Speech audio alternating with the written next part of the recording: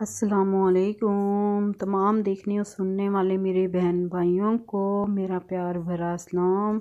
उम्मीद है आप सब खैरियत से होंगे। आज हम बना रहे हैं मज़ेदार साग पराठा।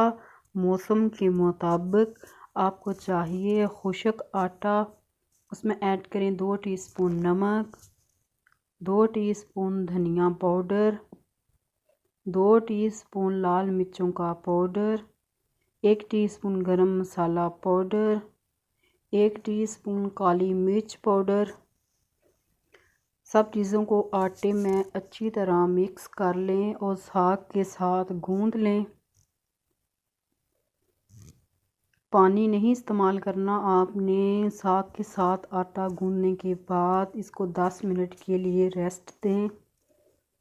10 मिनट के बाद आप पेड़ा बनाएं। उसमें सबसे पहले घी लगाएं। घी लगाने के बाद रोल करके पेड़ा बना के इसकी आपने रोटी बेलनी है। रोटी बेल के पहले से गरम तवे पे घी लगाएं और इसे हल्की आंच पे पकाएं।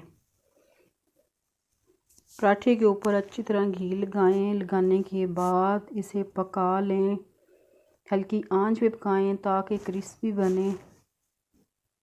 मज़ेदार साग पराठा दही के साथ, केचप के साथ, चाय के साथ सर्व करें